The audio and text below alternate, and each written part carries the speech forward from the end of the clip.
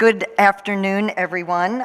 My name is Kelly Ann Boyce, and I proudly serve as president of the Chautauqua Women's Club. Welcome. Thank you for being here and spending part of your Saturday, and a glorious one at that. Welcome to Contemporary Issues Forum, or CIF for short. We gather here every Saturday at 3 p.m. through August 2nd, which means we only have 2 more left. Whether this is your first lecture or you're one of our many returning friends, thank you for being here. Before we begin, I'd like to thank some hardworking people who make these afternoons possible. Thank you to Jake, our videographer. You faithfully come every Saturday, so thank you. Deb Treffs, our wonderful reporter at the Chautauquan Daily, and I hope you all read her article on Jim this morning.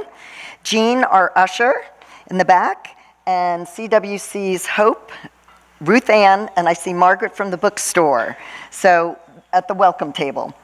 Jim will be signing books immediately following today's Q&A, so thank you to all. We are deeply grateful to our generous 2026 CIF sponsors. They are an anonymous donor, Chrissy Fulton and George Fector, Lauren Rich Find of Beatrice Advisors, Susan O'Connor Baer, McGee Women's Research Institute, and Kathy Bonner, Mary Lou Goodman, and Josette Raleigh in loving memory of Rita Arjun Auerbach. Your generosity helps make these lectures possible, so thank you. For 137 years, the Chautauqua Women's Club has brought people together through curiosity, learning, friendship, and community. Today, we have more than 900 members, including over 100 men, which I say every Saturday because it's our fun fact. This summer, we celebrated one of our proudest milestones in our history. The Women's Club has now provided over $2 million for students in the Chautauqua Schools of Performing and Visual Arts over 42 consecutive years. We are incredibly proud of that legacy and thankful to all who help us carry it forward.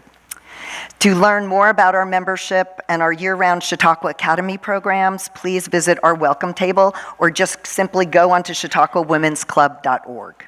Now on to our speaker. There is something wonderfully fitting about welcoming Jim Rasenberger to Chautauqua during America's 250th anniversary. Jim is an acclaimed historian, journalist, and author who grew up in Washington, D.C., the youngest of 5 children with 4 older sisters, which makes him especially well prepared to speak on behalf of the Chautauqua Women's Club. His fascination with history began during America's bicentennial in 1976 when he was just 13 years old. Jim started reading serious books about American history, including books about John Adams and Thomas Jefferson.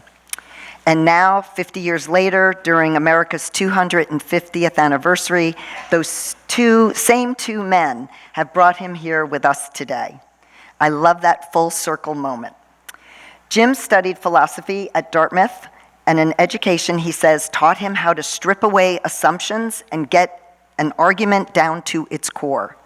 You can see that curiosity throughout his work. His books have taken him from ironworkers who built America's great skyscrapers to 1908 and the making of modern America, and to the Bay of Pigs and to Samuel Colt and the American West.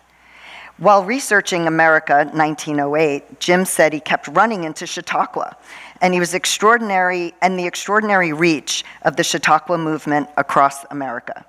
So Jim, it might have taken you a little while for us to get you here, but we're glad you finally made it. He's been on our short list. His newest book brings him back to Adams and Jefferson, the 2 men who first captured his imagination as a boy.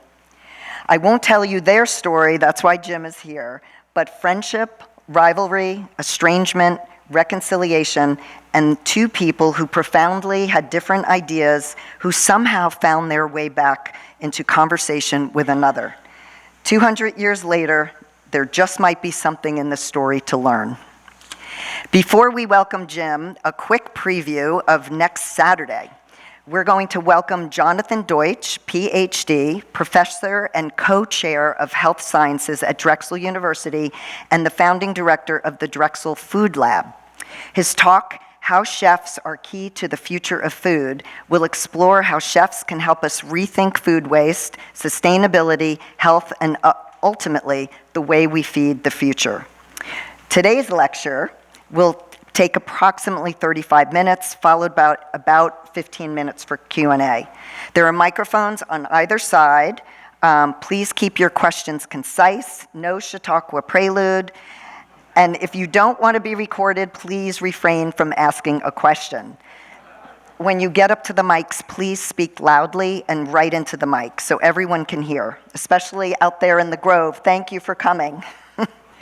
Jim, we are delighted you are here with us and so happy to get to know your lovely wife, Anne. And I don't know where she is, but I'd love for you to raise your hand, Anne, so I can just, oh, there you are. Okay.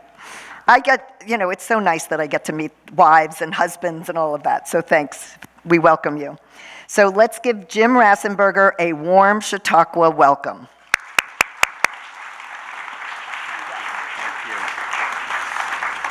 Thank you. I am, let me make sure I've got this right first. Like that, there we go. Okay, good. How's that? I'm so delighted to be here. It's so fun, such a beautiful place. And my thanks to the Chautauqua Women's Club for hosting me, and particularly to Kelly, thank you for inviting me and for welcoming my wife and me. And to such a wonderful, we had a wonderful dinner last night. It's just so nice being here. And of course, thanks to all of you for coming today. Now, the title of my book is A Perfect Coincidence.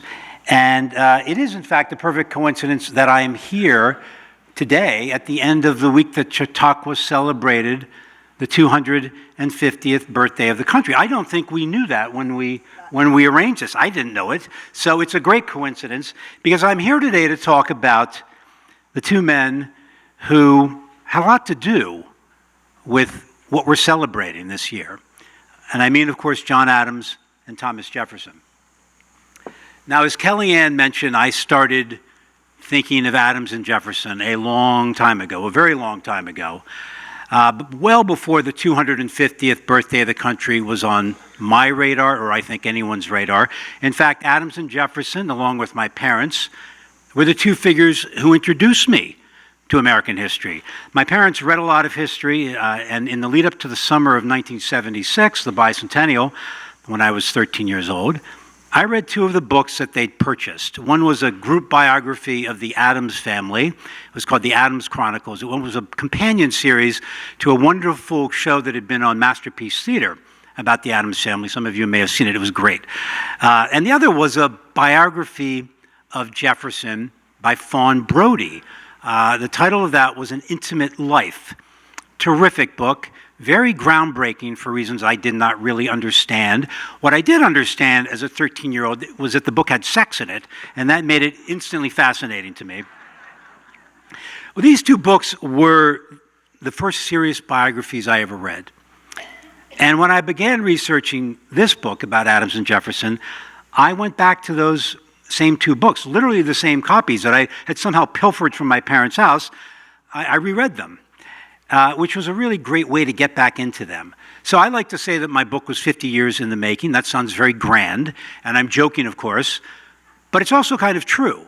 I mean, I have been thinking about these guys for half a century. Before I started working on Adams and Jefferson, as Kellyanne mentioned, I wrote a few other books.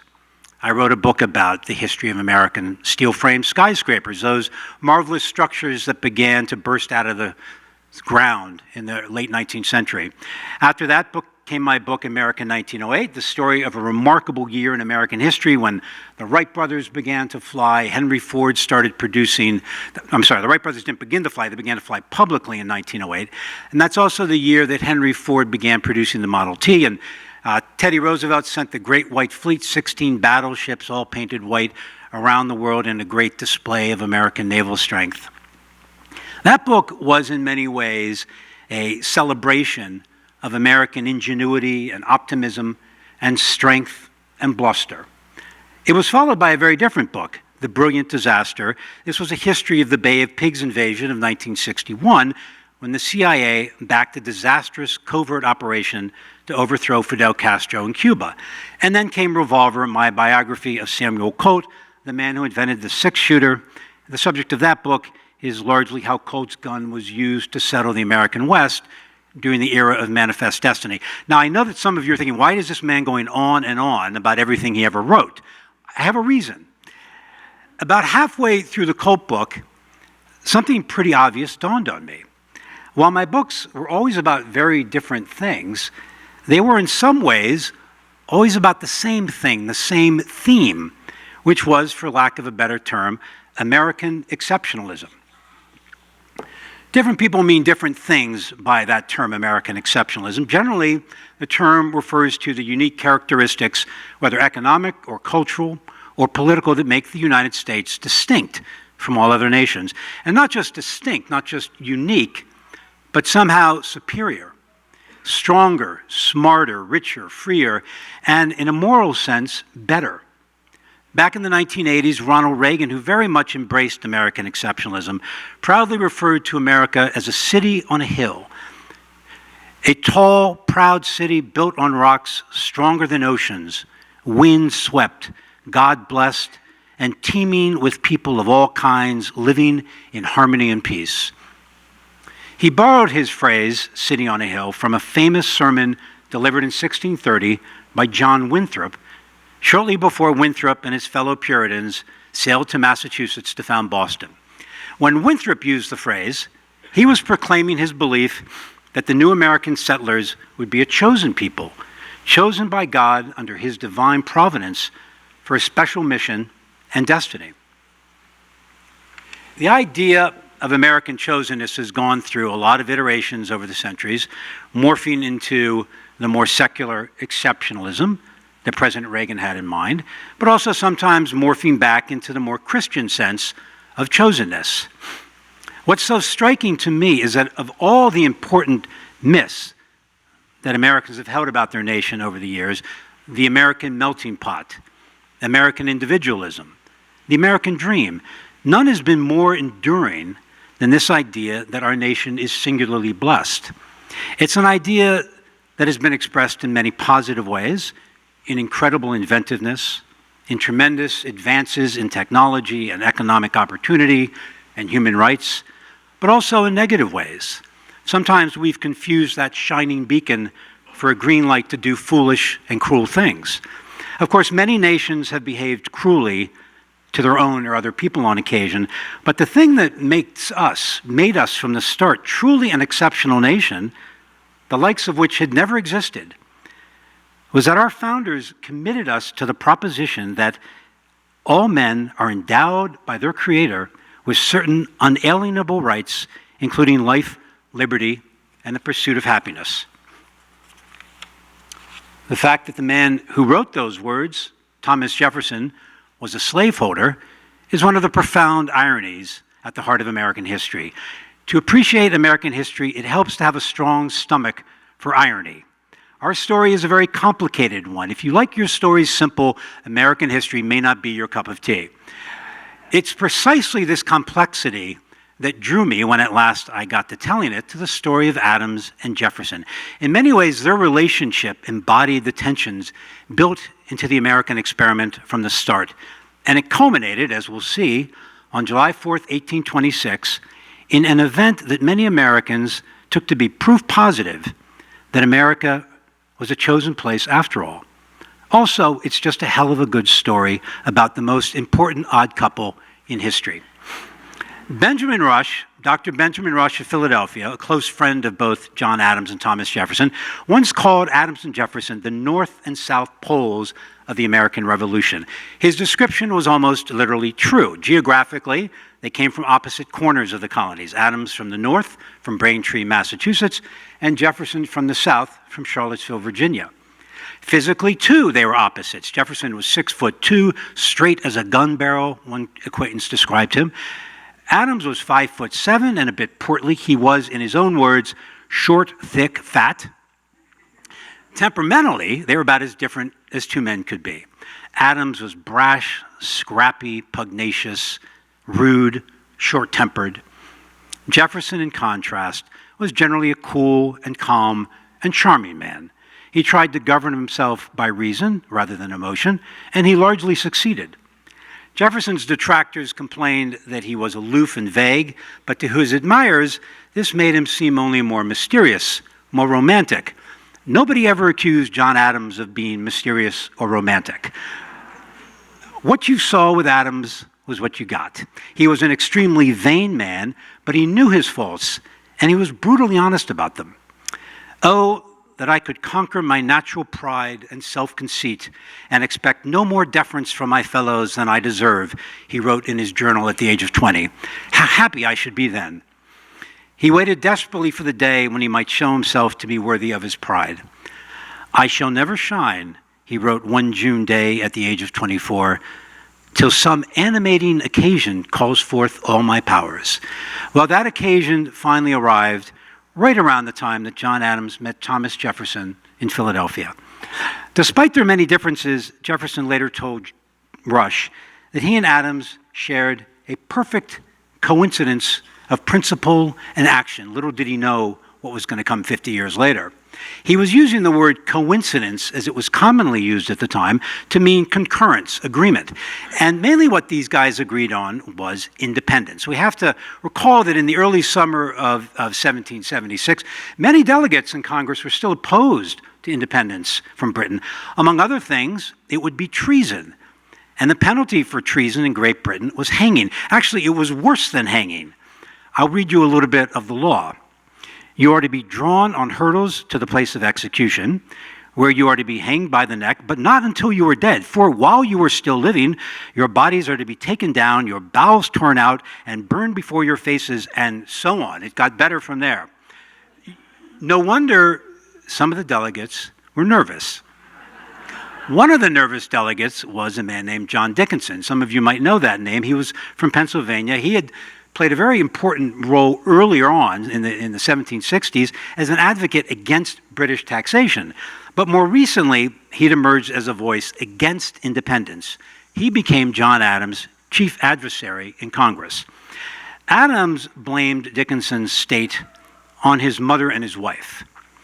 He thought they'd gotten to him and convinced him that independence was too risky, too dangerous. If I had such a mother and such a wife, Adams later said, I believe I would have shot myself. Of course, Adams did not have such a wife and such a mother. Abigail Adams was as committed to independence as he was, and so, by the way, was his mother. Lucky for us and lucky for John Adams. Finally, in June of 1776, with pushing and pulling by Adams and a few others, but mainly by Adams, Congress agreed to put the question of independence to a vote. But before they voted, Congress decided it would be a good idea to prepare a statement that could be issued publicly in the event that they did ultimately vote for independence. A declaration, that is, of independence. So a committee of 5 men was appointed to draft it, including Benjamin Franklin and, of course, John Adams and Thomas Jefferson. Unfortunately, nobody bothered to record the details of where they met or who said what, mainly because no one realized how important this document was going to be. In fact, there are just 2 sources to inform us how the committee decided Thomas Jefferson would be the author. One of these sources is Thomas Jefferson, the other is John Adams. In Jefferson's version, the committee of 5, quote, pressed on myself alone to undertake the draft. I consented, I drew it. So no conversation, no debate, they just handed the task to him unanimously. Adams' version is a little bit different. In his version, it was a matter of his largesse that Jefferson got the job. He sort of bestowed it on Jefferson. According to Adams, this is what he told Jefferson. Reason first, you are a Virginian, and Virginia ought to be at the head of this business. Reason second, I am obnoxious, suspected, and unpopular. You are very much otherwise, very true. And reason third, you are 10 times a better writer than I am. Now, this last one's interesting because if you've ever read John Adams' letters, and if you haven't, I recommend them, they're wonderful. He could be a great writer. But when it came to official state papers, it's true that he turned very starchy and dull, very lawyerly. He was a lawyer. So if, in fact, Adams did bestow the job on Jefferson, he did us a great favor. Jefferson was the ideal man for the job. He was steeped in Enlightenment literature from which the document would draw its inspiration: John Locke, Montesquieu, Rousseau. And he possessed, as Adams would put it, quote, a happy talent at composition.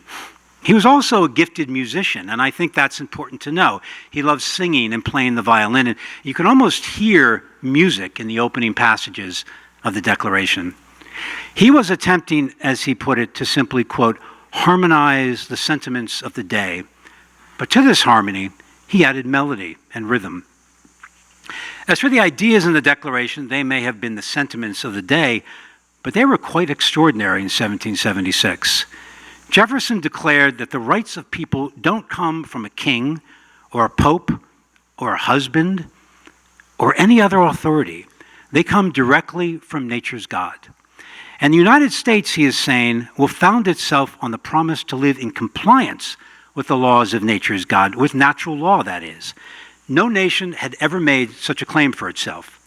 Now, it has to be said here that Jefferson knew better than anyone the problem with this claim for America. That problem was slavery. In his first draft, he included a passage condemning slavery, really condemning the English king for imposing slavery, as he put it, on the American colonies. That passage was quickly removed when the other delegates got their hands on the document. The southern colonies, especially Georgia and South Carolina, would not allow it. Given the urgency in the summer of 1776 to become independent and to have the colonies agree unanimously, the slavery passage had to go, and go it did. And on July 4th, 1776, Congress approved the Declaration of Independence. You may at some point have heard or read Adams' terrific prediction of how future generations would celebrate American independence. He wrote this in a letter in early July of 1776 to his wife Abigail. But the day is past. I am apt to believe that it will be celebrated by succeeding generations as the great anniversary festival, solemnized with pomp and parade, with shows, games, guns, bells, bonfires, and illuminations from one end of this continent to the other, from this time forward forevermore. From one end of this continent to the other. He wrote this at a time when the population of the United States was 2.5 million, most of them hugging the Atlantic shores. He was often very prophetic, but he also was often just a little bit wrong. For example, he wrote those words to Abigail on July 3rd, 1776. The day he was describing, the day he thought would be commemorated forevermore, was July 2nd. From Adams' perspective, July 2nd, not July 4th, deserved the annual celebration because this was the day Congress voted to become independent from Great Britain. And as a matter of personal pride, this was the day John Adams attained his greatest triumph. It was John Adams, not Adams alone, of course, but very much John Adams, who forced the issue of independence in Congress. The printed declaration of that independence, approved by Congress 2 days later, was little more than a puffed-up press release, in Adams' opinion, a theatrical show, as he put it, a stage effect. And yet Jefferson got, Adams later wrote, all the glory of it. You've got to sympathize with poor John Adams. He'd done more than anyone to bring this vote about. He had been, as one colleague called him, the Atlas of independence, and yet Jefferson would get the lion's share of the credit. John Adams' vanity notwithstanding, even he could recognize the important fact, which is that independence would not have occurred, certainly not as it did occur, without the combined abilities of each of them, Adams and Jefferson, the North and South Poles, as Benjamin Rush had put it. Part of what Rush meant by this description was that the United States was born of difference, different views, different personalities, different abilities, and that it was these poles working together in opposition and cooperation, in symbiosis, that formed us. Now, in the interest of time, I'm going to gallop through the next 25 years of history. I'm not going to spend much time on the Revolutionary War other than to emphasize how utterly improbable it really was that America triumphed against the greatest military in the world, and to note that many people believed that divine providence delivered this victory to them. The French might have quibbled with that since they had so much to do with Yorktown and other battles. But in the years after the war, many prominent Americans, thinking of divine providence, continued to note that slavery posed a real problem. And again, no one recognized this more clearly than Thomas Jefferson. While at home in the last years of the war, he wrote a book, Notes on the State of Virginia, that included some awfully disparaging things about people of African descent, but it also included one of the most powerful condemnations of slavery to ever come from the hand of an American statesman, much less from an American slaveholder. Quote, "Can the liberties of a nation be thought secure when we have removed their only firm basis, a conviction in the minds of the people that these liberties are a gift of God, that they are not to be violated, but with his wrath?" Sounding more like a fire and brimstone preacher of the early 17th century, a John Winthrop, for example, than an enlightened man of the 18th century, Jefferson imagines an almost apocalyptic outcome. America will not be singularly favored by God if slavery continues. On the contrary, it will be singularly cursed. Quote, "Indeed, I tremble for my country when I reflect that God is just, that his justice cannot sleep forever." While Jefferson remained mostly in Virginia after the war, Adams was sent abroad by Congress to join Benjamin Franklin as a diplomat. For 8 years, Adams and Jefferson did not see each other, but in the summer of 1784, after the death of his beloved wife, Martha, Jefferson sailed to France to join Adams and Franklin on the diplomatic mission to Europe. This is when Adams and Jefferson became very close friends, and not just the two of them, but their families, first in Paris, and then later in London, where Adams served as the first ever American ambassador to the court of St. James. These were wonderful, warm times together when they shared real affection and real admiration for each other. It was only when they returned to the United States that they came to discover that they had very different views of government. Adams came back first in 1788 to become the first vice president of the United States under George Washington. Jefferson arrived home a year later to become George Washington's Secretary of State. Jefferson, when he got home, was startled to find that during his absence in France, the national government had started gravitating towards something like, in his opinion, a British-style monarchy. He saw Washington going about in a very kingly style, he wrote. And he saw men like Secretary of Treasury Alexander Hamilton attempting to create an all-powerful national government. How much of this was true and how much of this was in Jefferson's imagination is an open question. In any case, two distinct political parties representing two distinct views of the American government began to emerge in the United States in the early 1790s. Adams was too much of a maverick to join any political party, but he aligned more or less with the party linked to Alexander Hamilton, which would be known as a Federalist and which favored a strong central government. Jefferson represented a group that began to call itself Republicans, nothing to do with the later Republican Party that wasn't founded until 1854. His Republican Party favored very limited federal government. Now, what's interesting about Adams and Jefferson's political views is how closely they mirrored their different personalities. Jefferson was a congenital optimist, and he was inclined to think that people, Americans especially, were reasonable creatures, and therefore they were able to govern themselves effectively without government intervention. The less government, the better. Adams, in contrast, had a pretty bleak view of human nature. People may seem to act by reason, but mostly they're motivated by their feelings, their passions. And what human passions want generally is self-serving. They want to add to the person's wealth, to their status, to their luster, their power. Abigail Adams said it best, quote, "I am more and more convinced that man is a dangerous creature. The great fish swallow up the small." So in Adams' opinion, government to be successful must control and harness selfish urges and even turn them into something useful. And to do this, it must be strong and well-structured with checks and balances.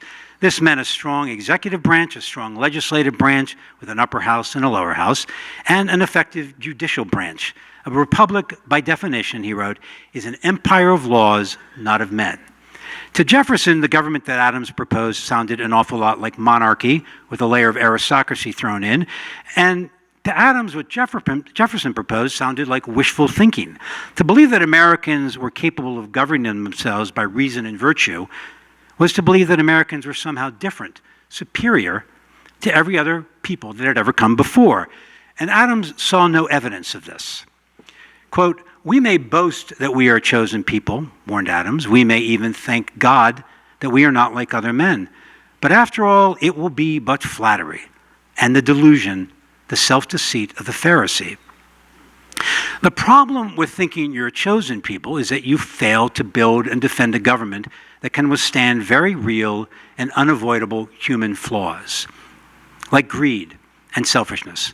His point, and he made it again and again and again, was that you need a system of checks and balances to preserve a government in which no one person or group can dominate the others. Quote, "We must use human and natural means," he wrote in 1789. "Miracles will not be wrought for us." For a while, their disagreement remained polite, but in 1797, Adams became the second president of the United States, and Jefferson became his vice president. This is when things turned ugly between them. For all the ways that politicians find to destroy each other today, it's hard to imagine more backstabbing and outright warfare than Jefferson and Adams and their respective factions engaged in during the late 1790s. Jefferson gave money to a hack journalist to write terrible things about Adams. Adams, for his part, signed into law a Sedition Act that put many Republicans in jail for criticizing his administration, and might well have put Jefferson in jail had Adams ever known what Jefferson was up to behind his back. Well, the fight came to an end with the election of 1800, when Jefferson humiliated Adams to become the nation's third president.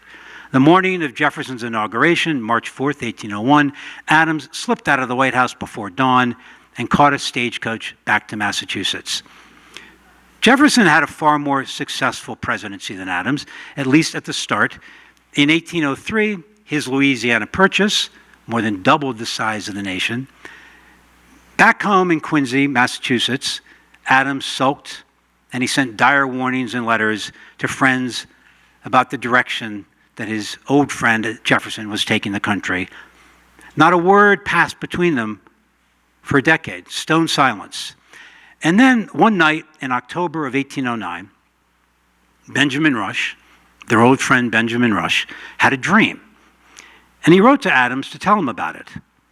In Rush's dream, John Adams and Thomas Jefferson not only reconcile, but they then go on to have a long and fruitful correspondence, which ends when, and this is exactly what he wrote, they sunk into the grave at nearly the same time.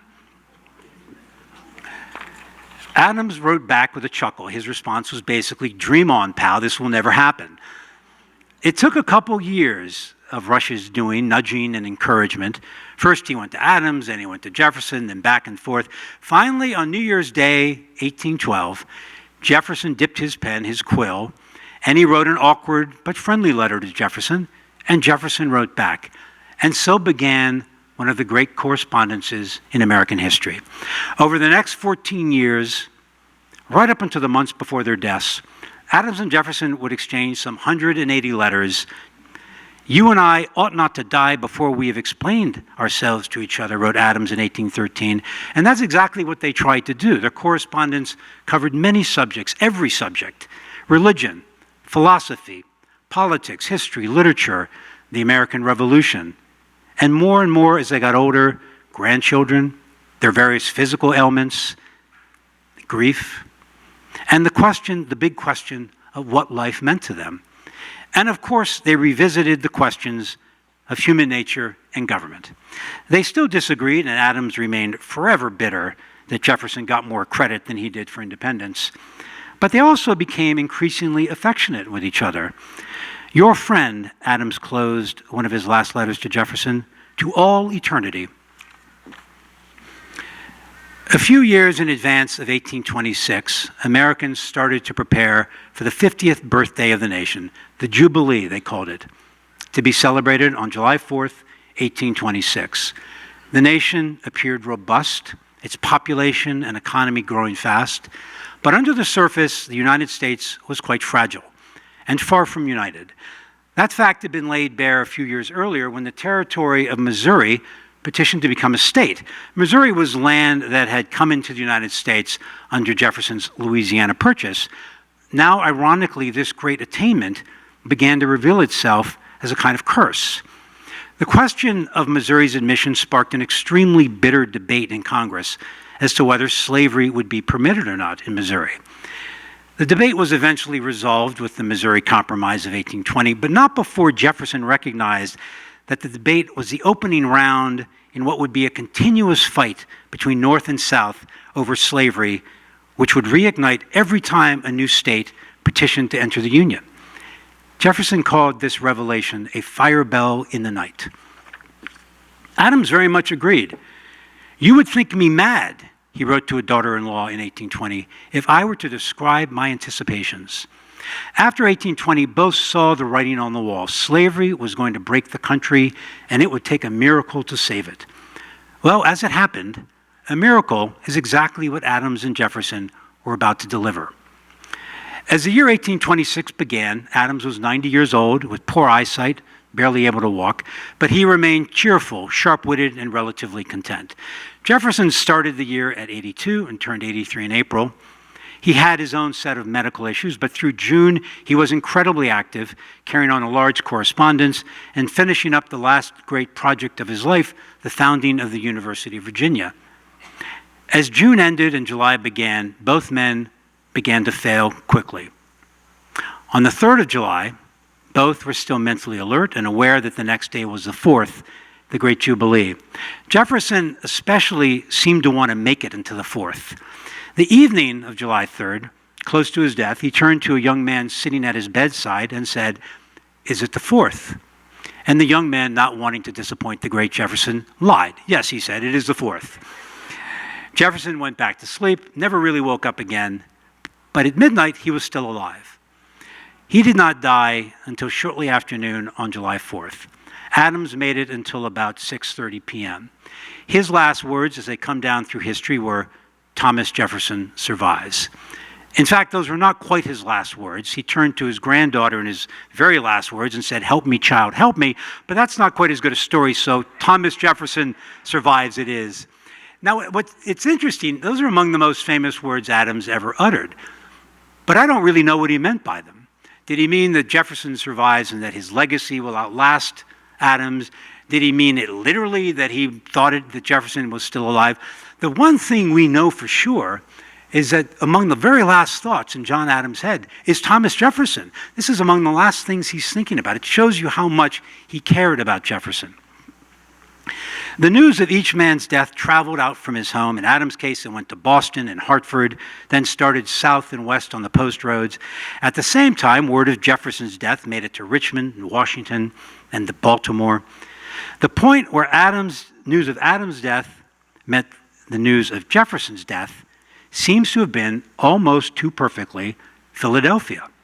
On the morning of July 7th, Philadelphia learned of Jefferson's death, and that evening the city learned of Adams' death. It was at these points of convergence that surprise and amazement became something more like shock, bewilderment, disbelief.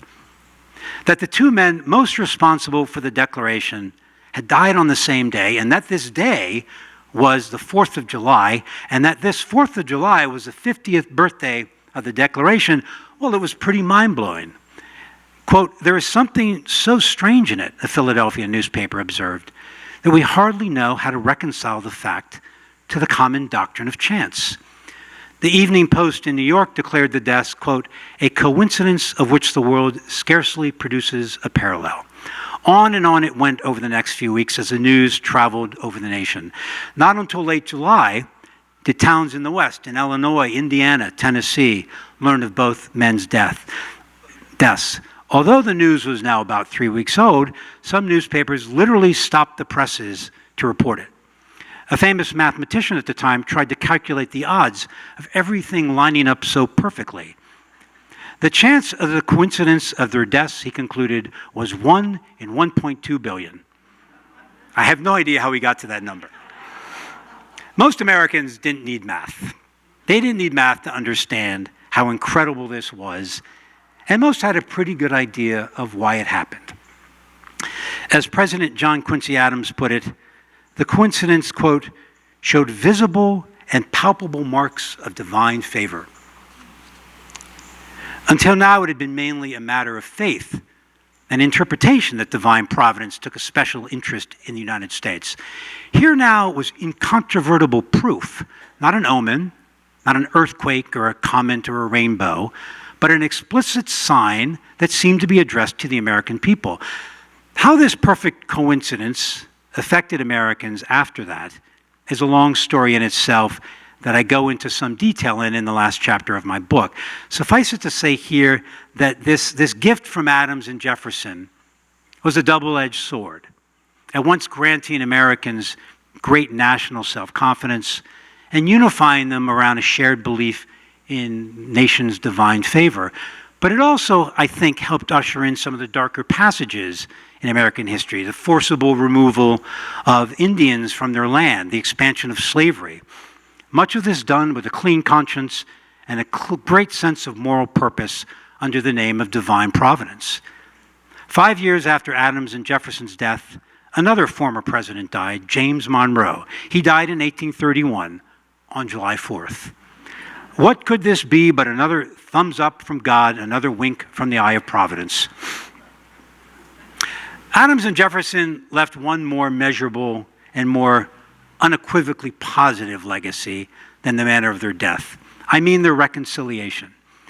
They had to overcome bitter differences and insults to reconcile. They did this by observing civility, by choosing reason over passion, by finding middle ground where they could, and by expressing compassion and even love for each other. If it's wishful thinking to imagine Americans emulating this kind of conversation now, agreeing to disagree, perhaps even discovering along the way a coincidence of opinion, then at least we have Jefferson's encouragement to keep us wishing. I like the dreams of the future better than the history of the past. So good night, Jefferson once wrote to John Adams.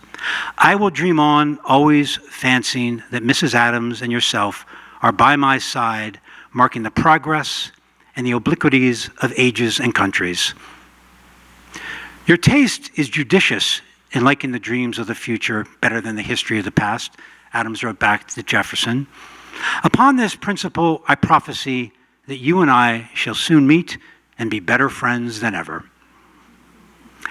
Thank you very much. And with that, I'd be happy to take some questions if you have any.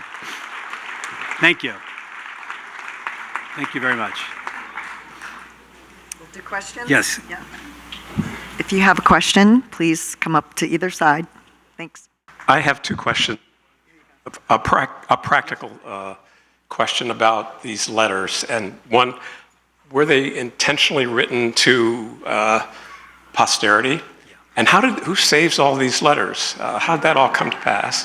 And then my other question was, the Articles of Confederation turned out to be not sufficient to cover the needs. So there was a new constitution written. Were Adams and Jefferson at loggerheads over that? Both great questions. For the correspondence was public at the time in that people knew it was happening. It was part of Benjamin Rush's hope that people would know it was happening because he was seeing Adams and Jefferson as modeling good behavior. You know, he wanted the Americans to know about it. A few of them even made it into newspapers. I mean, it was still a very intimate and private correspondence in some ways, but it was known about. One senator, U.S. senator, called them love letters between Adams and Jefferson. So yes, they were known, and you're asking who keeps their correspondence. Well, if you know you're John Adams or Thomas Jefferson, you keep everything you ever wrote. And interestingly, you keep, in those days, they wrote two drafts of everything. You wrote a first draft, and then you had a fair copy made of that. You held on to the rough draft, and you sent the fair copy. So they have two copies of every letter. And if you ever want to read them, they're in a great website run by the government, founders.archive.gov.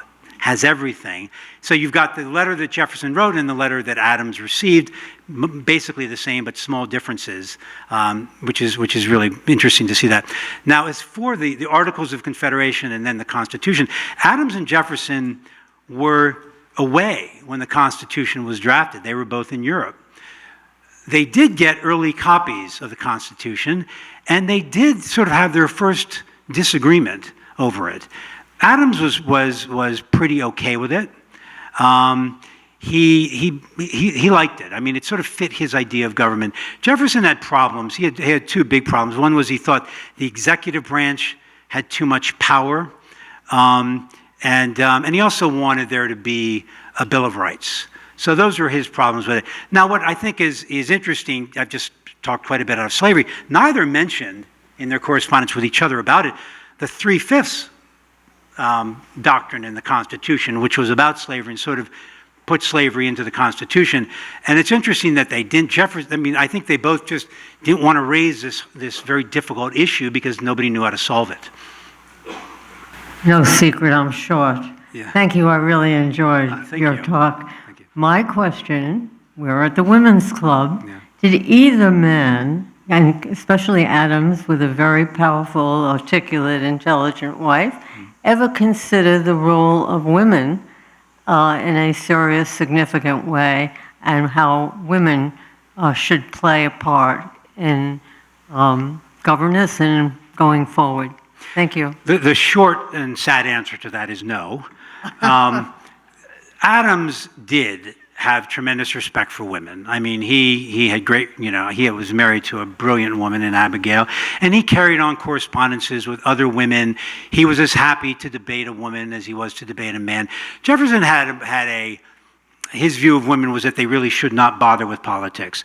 Adams didn't think that. He thought women should be involved in politics, but that didn't mean they should vote. And Abigail famously said, remember the ladies. His point was, well, the husbands will represent the ladies. So we were still a long way off from women having the right to vote at this time. But there's a very big distinction between how they viewed the role of women, where I think Adams very much understood the intelligence of women and the important opinions of women and deferred oftentimes to women, including Abigail often. Jefferson wasn't there. Two short ones, and then there's a longer one I'll let you think about. Right. Where was John Quincy Adams when his father died? In Washington? As president. Yeah. Yeah.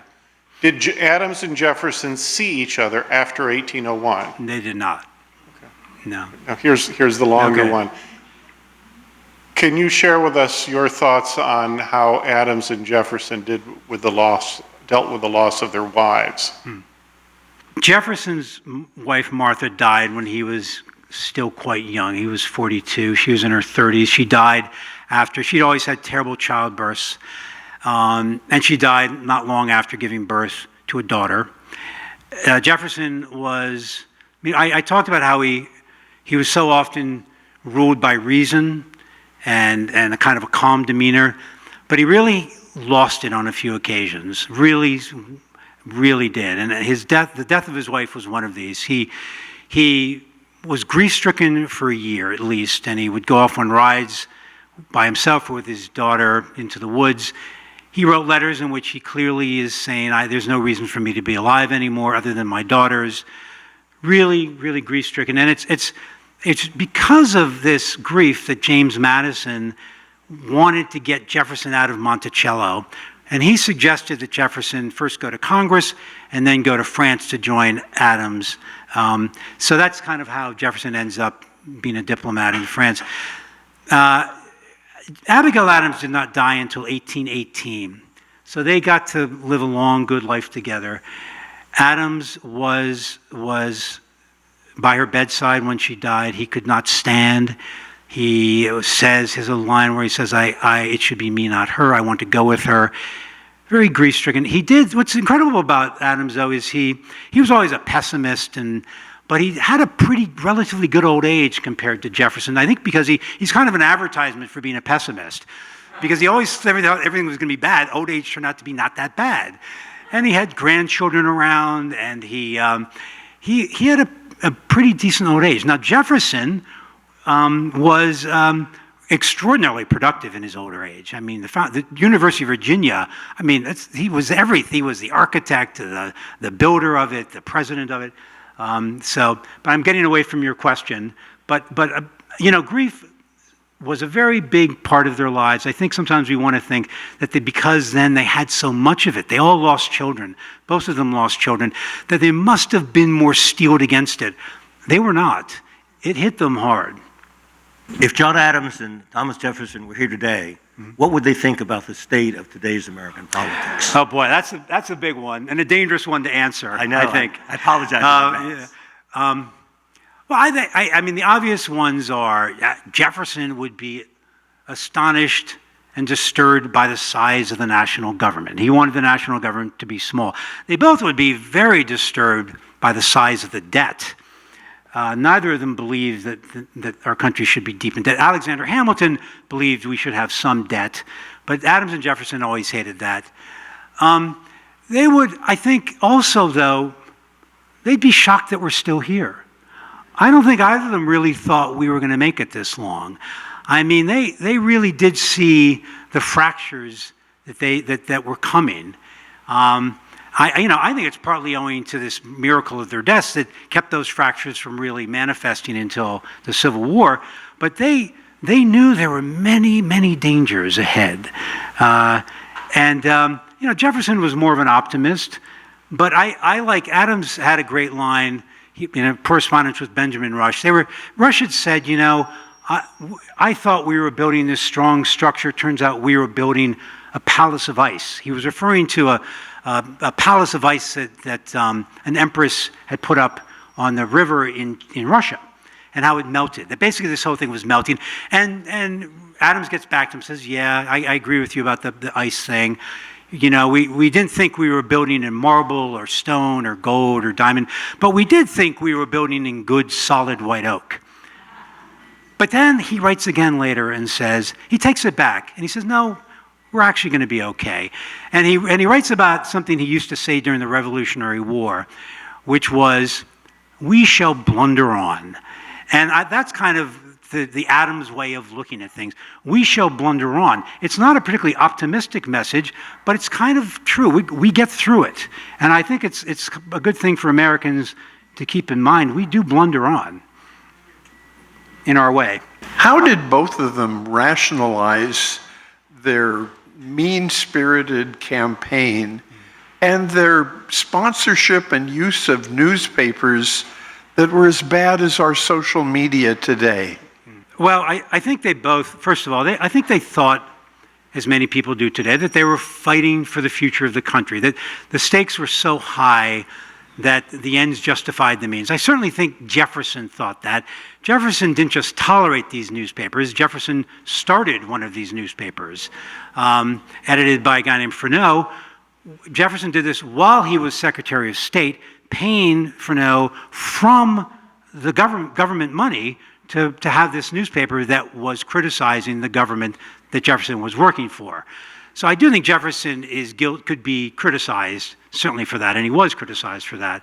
But you're right. I mean, it is. I can't answer the question exactly, but it is absolutely the case that it was ugly. I mean, they said very ugly things about each other in these newspapers, and it, the part of the problem is it made it hard if you were politicians who disagreed to not become enemies, because even if Jefferson and Adams could get together, as they sometimes did, and try to have a civil conversation, their factions, the more radical sides of their factions that were represented in the newspapers, insisted on difference. They insisted on argumentation. So the newspapers certainly got in the way. Free press, wonderful thing, but it does make things harder sometimes. In view of this enlightenment 250 years ago, is now the time for us to begin to think about a new enlightenment with free peoples around the world?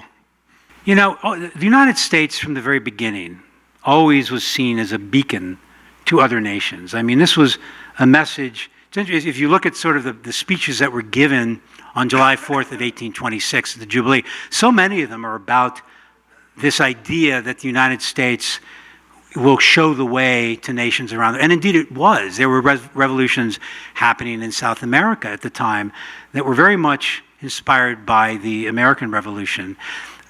And all through, I think what's really extraordinary about American history is, for warts and all, is that we are a very inspiring country and have been over centuries now to other nations, and will surely continue to be. So whether we will have a new age of enlightenment, that sounds good. I don't know. One person that comes to mind is Mark Carney of Canada. Yeah. And I think there are other people like Zelensky and others. Yeah. And so... well, it does take civil conversation. I think that's I have negative things to say about Thomas Jefferson, but he was a very polite man, and sometimes I think that good government begins with being polite, because you can't have a conversation if you instantly start insulting each other. So I think to have more leaders around the world, more politicians who are just more polite would be a good start. Thank you. Thanks. I believe you mentioned 3 things in your book when Jefferson was going back leaving France, going back to Monticello, what was on his mind. And if you would review those with us, and if you have any insight into how a young girl, not to mention a not well-educated, I assume that she was somewhat educated, but as a slave would be, had the savvy to negotiate the freedom of her future children. Yeah. And also, did I hear that right this week? I was here this last week, and I believe one of the speakers mentioned that Jefferson, because of his finances, did not free his slaves except for the surviving children of Sally and several other Hemings family members. That is true. That it was just Hemings that he survived. I mean, I can see, I know from his spending habits, he had practical reasons for not wanting for slavery, not having the same opinion as Adams on slavery. But if you review those, because I thought that was... When he came back from France, he did, the 3 things. One was his debt. He had come to terms with his debt in France and realized that it was greater than he could ever pay. And he writes this kind of extraordinary letter where he basically says, he wanted to free his slaves, but before I can free them, they shall have to pay off their own debt themselves. The other thing was he wanted to get his daughter married quickly. She had been he was afraid either she was going to end up in a convent in France or get married to a Frenchman. He wasn't sure which of those was worse, but he wanted neither. But remind us why he was afraid of that. Well, he was anti. I mean, there were a lot of reasons. But let me get to Sally Hemings. But wasn't she going to a Catholic school or something? Is the reason why that was? But he'd taken her out of the Catholic school by that point. But the third thing was Sally Hemings. He had started sleeping with Sally Hemings. He was 16 years old at the time, his slave, and she was almost certainly pregnant as they came back, and I suggest, and others have suggested, that it's maybe one of the reasons he wanted to get back, because in Paris, Sally Hemings and her brother James, who was with her, they were free. Slavery wasn't permitted in France, not inside of France. If he got her back home, he would have more control of her. He ran Monticello. That was his domain. So I think there's a possibility that that's a very urgent reason for him to get back. And the whole thing about Sally Hemings, it's a very difficult subject, and I don't want to be too glib about it, but she was not educated really, but she was a smart person, and she had made a deal with Jefferson, even though she was a young girl, saying, I will come back, but you must free my children. Any children I have. And I think, assuming that these children would be children by Jefferson, as indeed they were. There ended up being 4 surviving children by Jefferson, and he did free them all. Actually, he let 2 run away, and then freed 2 others later, and then freed a few other members of the Hemings family. Yeah. So, would you imagine someone was advising her? Well, that- her brother, she had an older brother, James, who was a pretty savvy guy, who probably was advising her, yeah. But I think she also was an intelligent young woman, and she used what leverage she had. It wasn't much, but she used what leverage she had. Thank you all very much. Thank you. Thanks for coming. Appreciate it. Thank you, Jim, and have a wonderful rest of the afternoon, everyone. See you next Saturday.